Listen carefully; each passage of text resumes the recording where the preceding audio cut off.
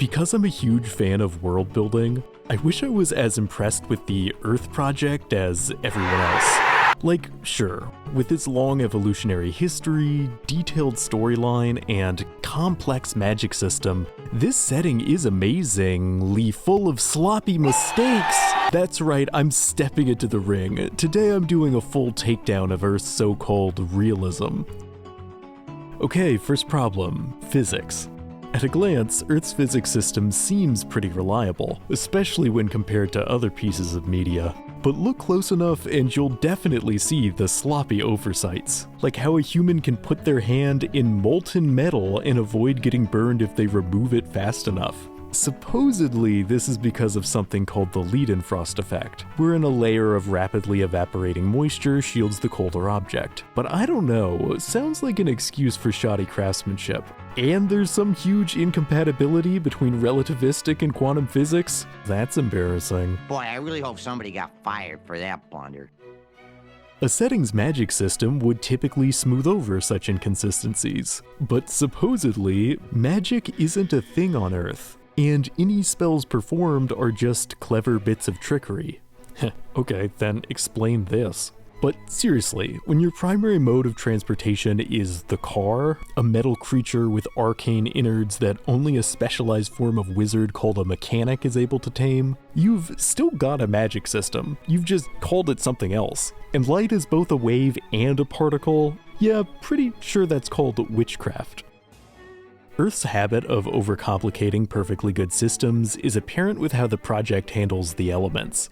The classical elements of yore kept things classy, only playing the hits of water, fire, air, and some variation of the earthy, rocky, minerally stuff that makes up the ground. Basically, things you can see and feel.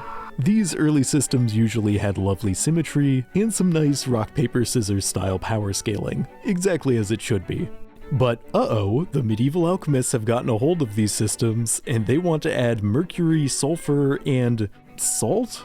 Okay, that's fine, Mr. von Hohenheim, as long as no one adds any more... Oh boy, what have you done to us, Dimitri? What did you do, Dimitri? Now, it's a huge mess. Sure, some periodic elements like helium grant the wielder obvious powers, like levitation. Some have decent splash damage, and some even make for horrific destruction spells. But this many elements means the quality control is pretty spotty. We've got Rutherfordium, Californium, is that what it's made of? An Unenium? And that one might not even exist. Get out of here. Just goes to show that when it comes to world building, complexity isn't always more engaging. I mean, no one is going to be taking a which periodic element are you quiz. Oh, that's spot on actually.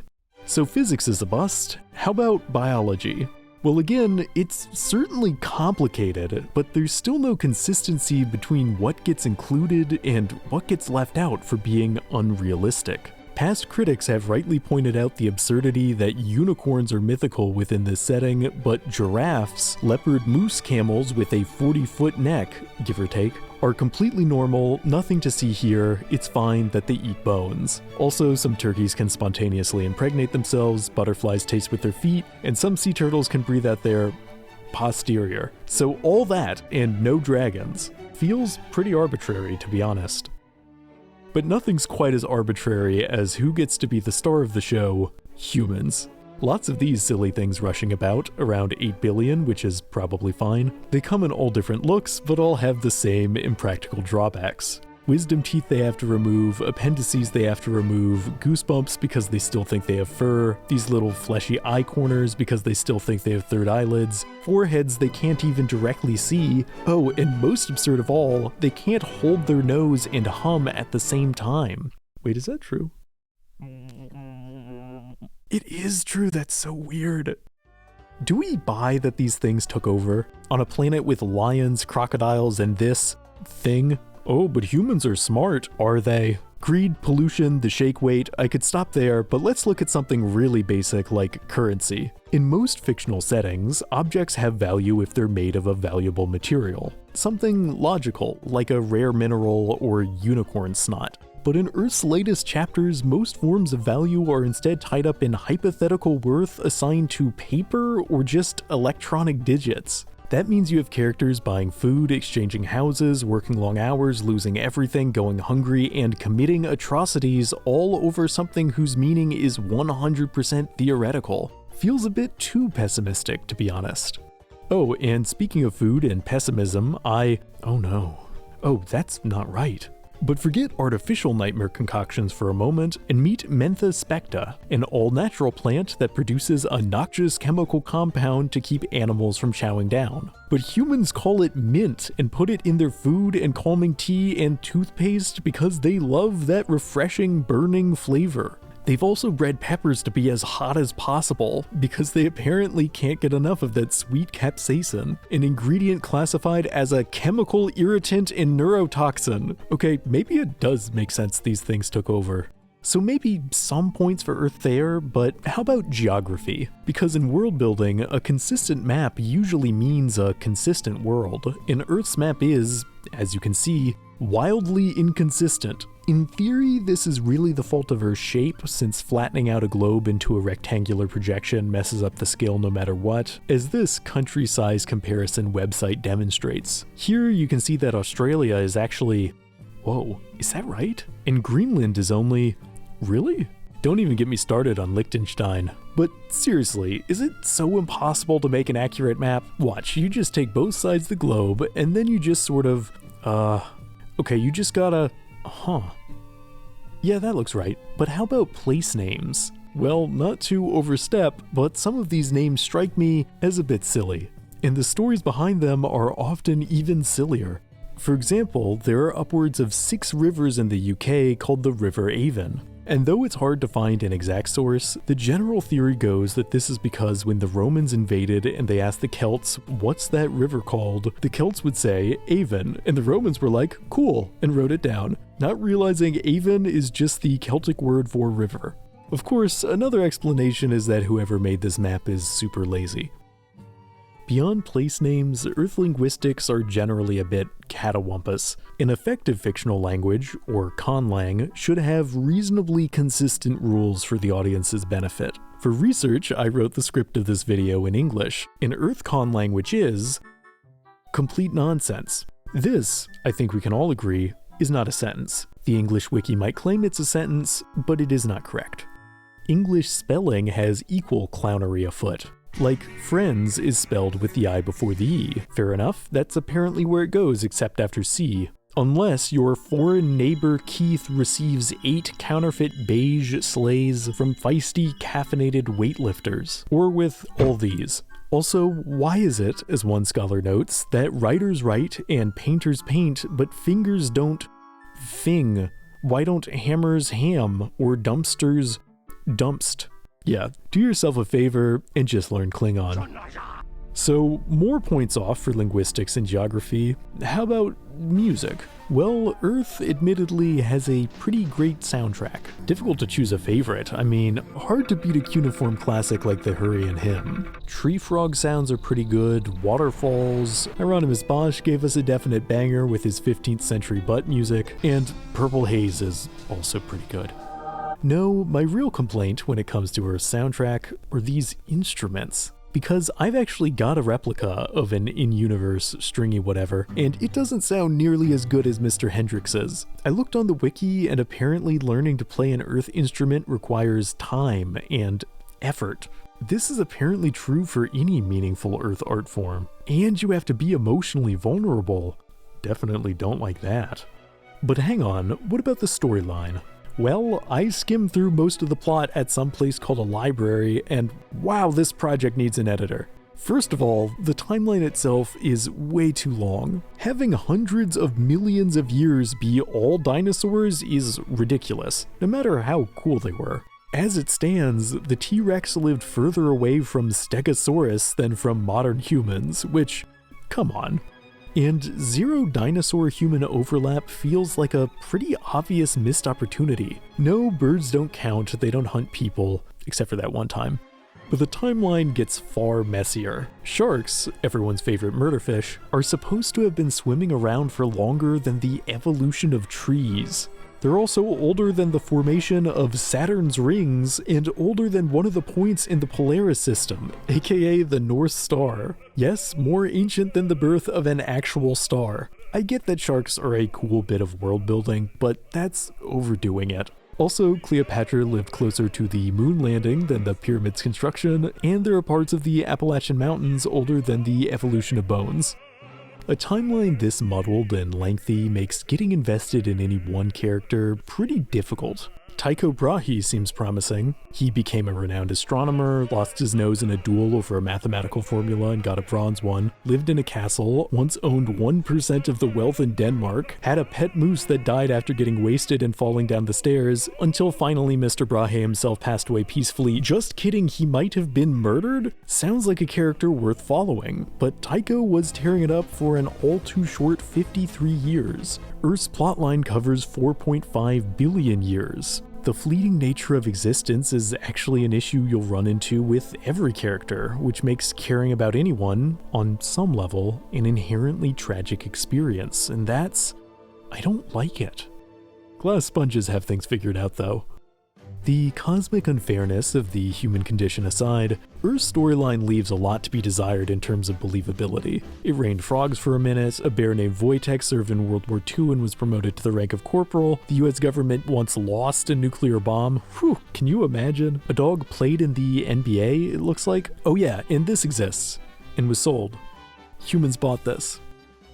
Hey, speaking of technology, Earth is full of tech, a lot of which seems to have no function but to breed nightmares. In keeping with this project's penchant for hypercomplexity, even the most ordinary objects have ludicrous amounts of lore behind how they're made, especially compared to other settings. I'm not sure we need all this to explain where bubblegum comes from.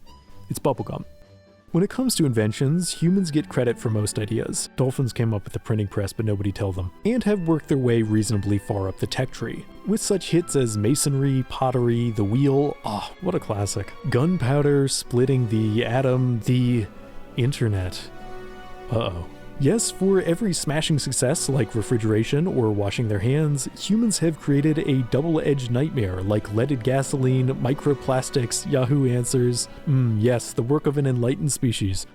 And this is just tech that caught on for a time. There's all sorts of insane stuff either forgotten in the past or yet to be added in future Earth updates. Looking down the technological tree, it's hard not to wonder exactly where the human plotline is headed.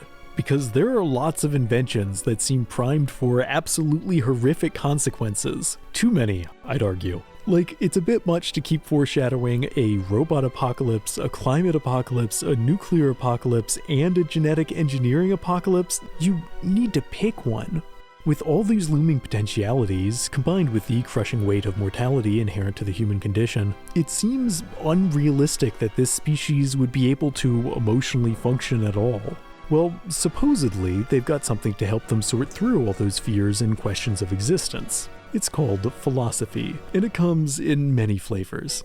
Okay, we've got anthropocentrism, which basically says humans rule, humans are number one, they're separate from nature and definitely not still connected to a complex web of ecological interdependence beyond their control, and nothing is ever likely to take humanity down a peg. We'll see how that one works out. There are various forms of essentialism, which is the idea that all things have some set of inherent traits that determine their identity, and therefore everything can be categorized. This links back to the older theory of forms and that time Plato defined man as a featherless biped. Behold, a man. Yeah, I'll be honest, far from categorizable, every single facet of the Earth seems pretty darn wiggly and determined by subjective experience to me, but what do I know? If you think essentialism is lame but still wish things were less wiggly, there's always empiricism, the philosophy of using research and the 5 basic human senses to figure out what the universe's deal is. Pretty solid idea, although human senses are absolutely bonkers.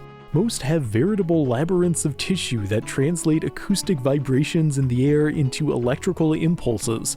that's called hearing, biological lenses that can turn reflected photons into portraits of their surroundings, or seeing. Smell is a process in which humans inhale molecules from the surrounding air, and their olfactory nerves tell them if it's pleasant or yucky. Touch seems to work the same way, except with nerves all over the body, and most humans need to touch other humans with some regularity or else they get quite sad. Seems pretty tough, to be honest. And then there's taste, where humans slather their gross, fleshy mouth organs all over something to decide if they want to consume it. Add up all those other senses that no one remembers, and you've got a pretty solid argument that empiricism and direct observation can teach you everything. Except for the problem that human senses lie to them all the time, as proven by the existence of optical illusions. Is this an old woman or a young woman? Neither. It's some sort of acorn with a funny hat. So if humans can't trust their own sensory reality, what can they trust? Well, how about the idea that every decision they've ever made was completely out of their control? This is called determinism, a cheery bit of philosophy that argues that because every event in the universe is the product of past events, free will therefore doesn't exist. Any decision a human makes, no matter how impulsive it might seem in the moment, was predetermined by brain chemicals and their environment and the fact that the Earth formed at all, and a billion other factors that would have always played out the same way no matter what.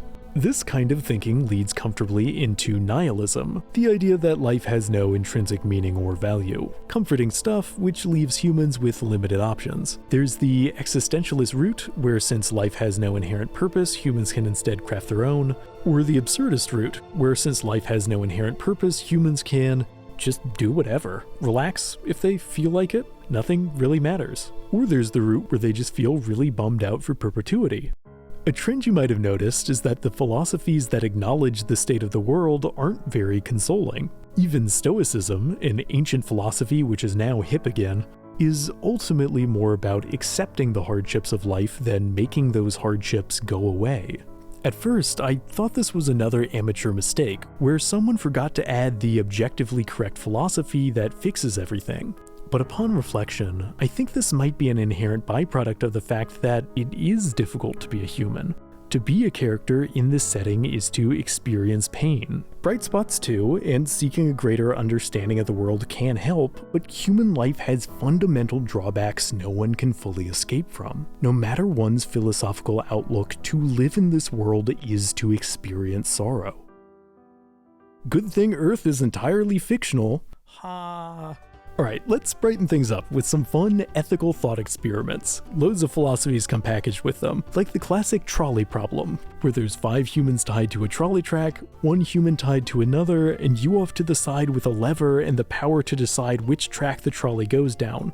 This dilemma, of course, ignores the real question, which is, who is tying all these folks to the trolley track, and how do we get them to knock it off? Plato's cave is another famous dilemma, about being stuck in a cave or something, it seems like. Cool shadows though. Anyway, solution here also seems pretty simple, just go and leave the cave. Problem solved. Wow, ethics are easy.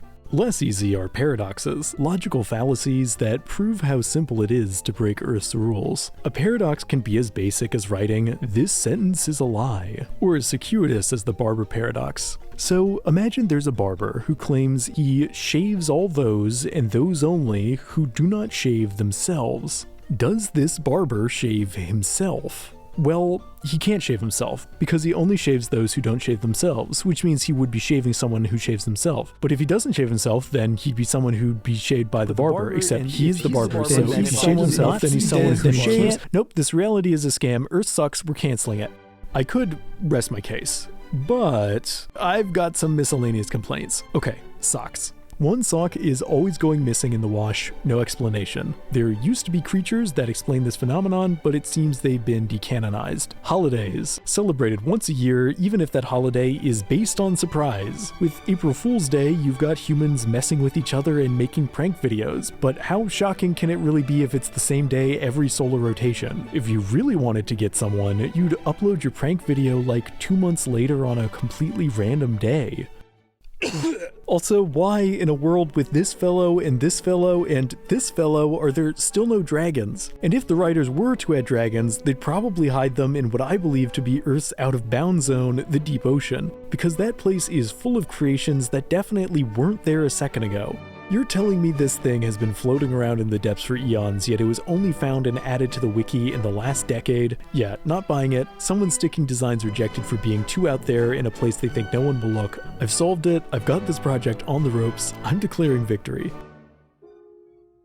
But I think my single biggest problem with Earth, to be completely candid, is the way I sometimes feel like I'll never understand it. Which shouldn't bother me because it's nonsensical and overly complicated, and yet I've been studying this project for what sometimes feels like my entire life, but I still find myself occasionally baffled by basic things. Like when one is supposed to have a sense of where their life is headed, or why on a planet with 8 billion humans is it so easy to feel alone, or how anyone finds the time to iron. And though I've done my best to give Earth a fair review, I still sometimes wonder if there's some obvious point I'm missing that everyone else is just aware of. I want to like this project, and I know it has potential, so maybe I should keep looking for meaning. Maybe there is something among all this noise that makes the world worthwhile. Like this. Whoa, this is beautiful. Alright, never mind. We're raising the score 10 out of 10. Oh hey, as always, thanks for watching. If you enjoyed this video, you can like and subscribe. I don't really have a way to turn this part into a bit, but seriously, your support means so much, and see you in the next video.